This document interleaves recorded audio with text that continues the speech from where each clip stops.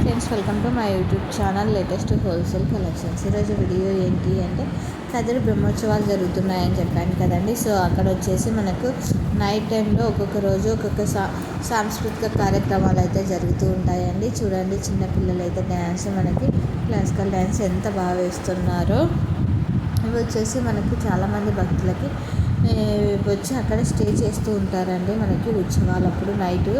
So వారికి మనకి ఏమంటారు, టైంపాస్ కావడం కోసము, చాలా ఆనందంగా ఉండడం కోసం, ఎంటర్టైన్మెంట్ కోసం అయితే ఇలా అయితే నృత్యాలు అయితే వేస్తూ ఉంటారు.